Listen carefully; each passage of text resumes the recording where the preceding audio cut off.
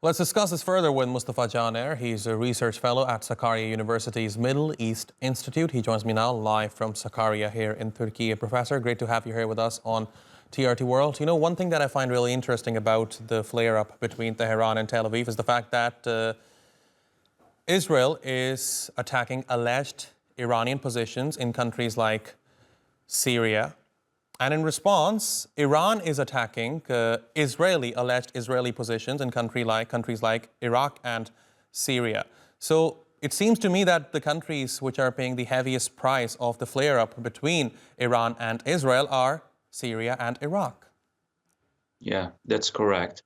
And this is an ongoing struggle between Iran and Israel, which is in the form of proxy war.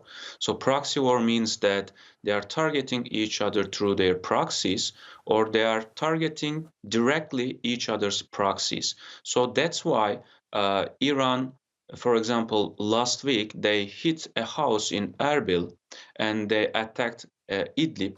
And for example, in the Iraq Erbil case, they are claiming that Iranian authorities, this house is a home of a person which is revealed later that he was a Kurdish businessman, but according to Iranian authorities, he was connected to Mossad. And they later published their photos with Mossad agents, allegedly. It's debatable, of course, that this person's connection with Mossad, but there are other motives behind Iran's actions. It's also a fact that Erbil has strong ties with Israel, and according to some experts, yesterday's attack against Iranian interest in Syria, Damascus, actually was a retaliation for last week's attack, Iranian attack against Erbil. So this is also nourishing a narrative of proxy war a little bit more. And also there are other places like Yemen, and also Iranian authorities felt themselves forced to give a response and show their response to their also public and outside. And this forces them to make strategic mistakes like attacking some targets inside Pakistan soil. So this is a proxy war between these two countries, and unfortunately resulted casualties in other areas.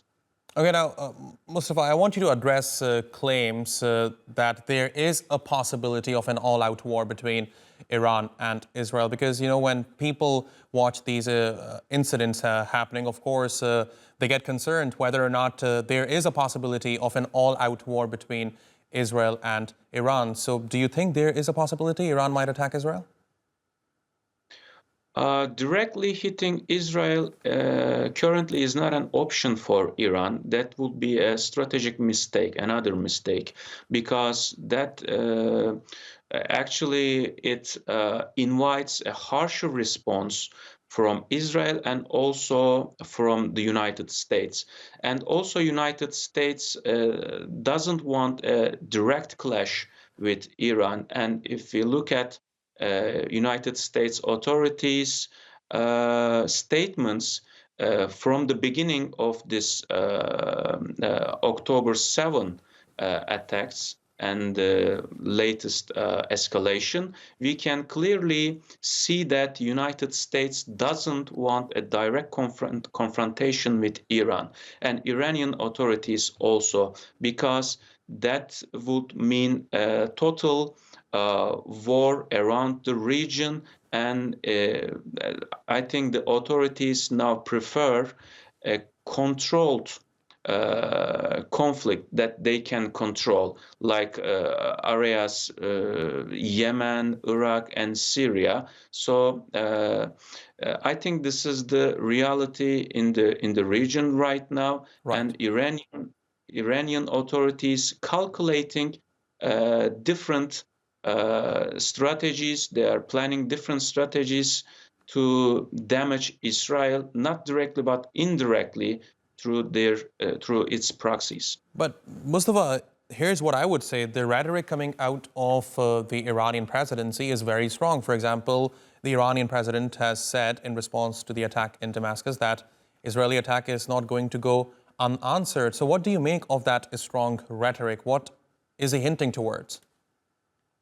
Actually, there has always been a huge gap between the rhetoric and actions of Iranian authorities, and I think this is a proof that Iranian authorities' statements directed towards Iranian public, because there is a mistrust between Iranian public and Iranian state system, political system, and there will be parliamentary elections and there will be assembly of elections in March. So they are trying to actually influence public through this rhetorics. I think it's the primary concern for Iranian authorities right now is Iranian public. So they want to show something to them because they have been hit inside Iran, like Kirman case, and they have been hitting.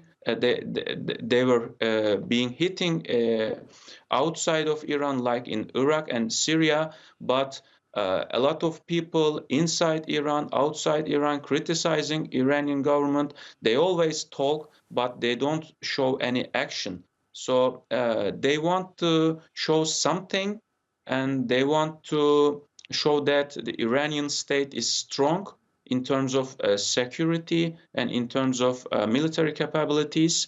So that's why they are raising their tones.